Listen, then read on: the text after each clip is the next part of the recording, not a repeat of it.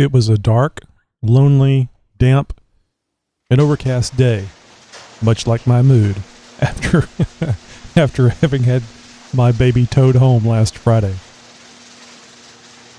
So got an early start, about 11 o'clock. My plan was to get started at 9 a.m., but I'm on vacation this week, so it was hard to get to it. Got my trusty gloves on. These are actually Christmas presents. Got 2 pair.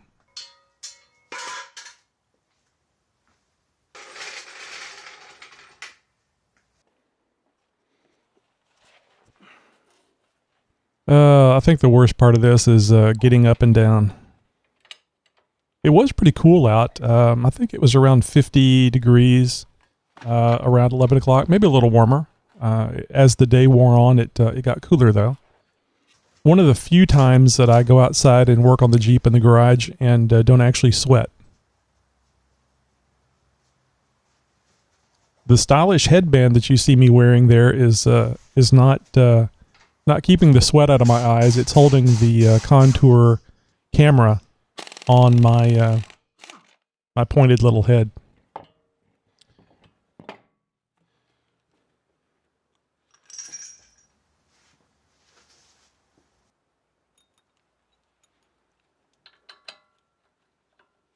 I need to adjust it a bit. It's a little high. It's a little hard to see exactly what it is that I'm working on.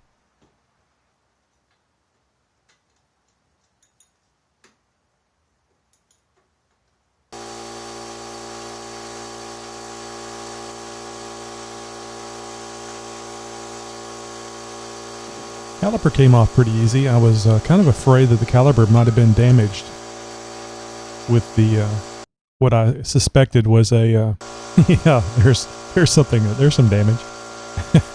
A nugget. I've never seen anything like that in my life. It was a metal piece of nugget. And of course you can see where it got scraped off the knuckle. And there is the culprit. It is, as I suspected, it is the wheel bearing assembly. And as bad as it sounded, if you remember from the prior video, I'm really surprised that there is hardly any damage to anything other than the wheel bearing assembly. So we go through the standard procedure. This is the second time that I've installed, deinstalled and installed new wheel bearing assemblies on this 98 Jeep Cherokee. My daughter drives the 99 Jeep Cherokee, which it was making some growling noises really after we first got it. So I recently changed those, maybe a month ago.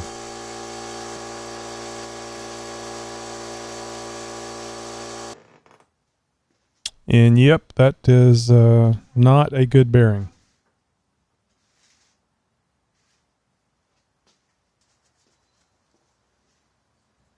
And I didn't want to bore you guys with too much of the disassembly and reassembly of this. I think that everybody that has a Jeep for any length of time has gone through this.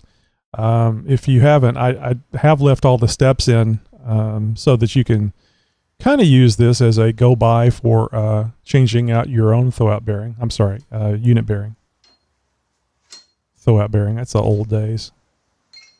The old days of my Pontiac Ventura and all the clutches I went through until I learned how to do it right.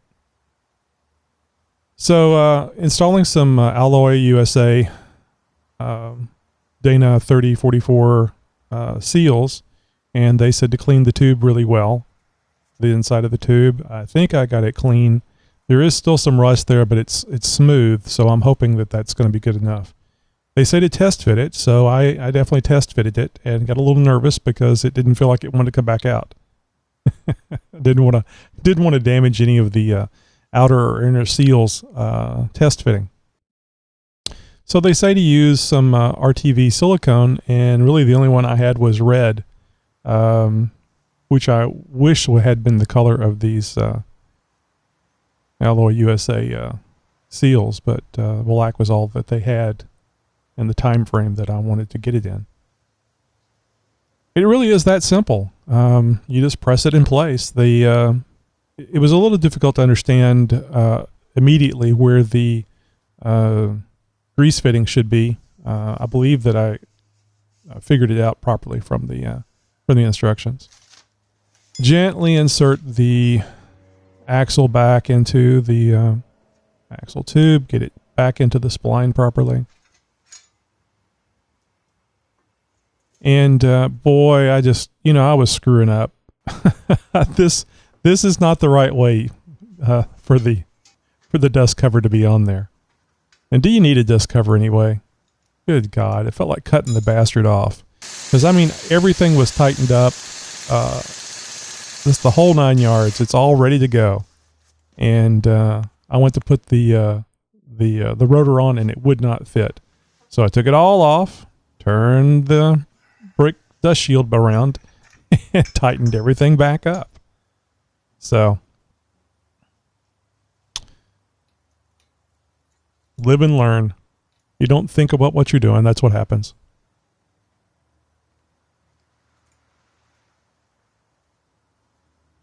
Should have reviewed my own video. I would have known how to put it back on right.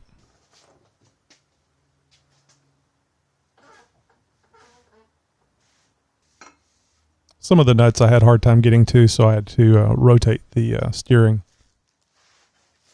Now the back part of the rotor was scored up pretty good. It didn't look like it had been overheated.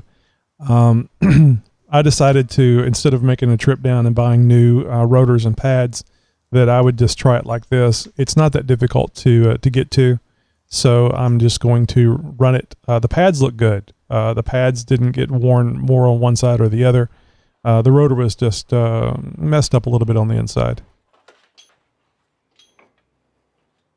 Not as much as if you run, the pad down to the metal. That it was more damage if that causes a lot more damage than what I saw on there. So anyway, we'll see. We'll see how it breaks, if it pulls to one side or the other. For 33 12.5s, about 15, that looks like a really big tire. I was really thinking a 35 would be good to have.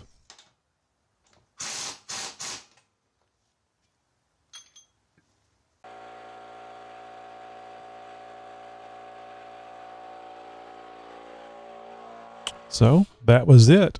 I just compressed many hours of work, especially seeing how I had to undo it and put it back together. It was, I guess it was around, I guess I was done around 5 o'clock. So it was probably about a 5-hour job.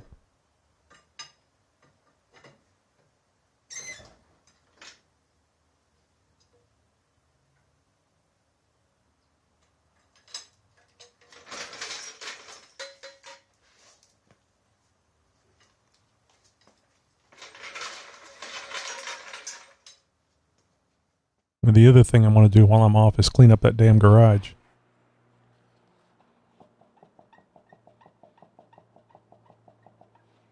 I was actually a little happy about this because if the passenger side had been wobbly and the driver's side hadn't been, I would have been concerned that there was some other problem going on with the other side of the Jeep.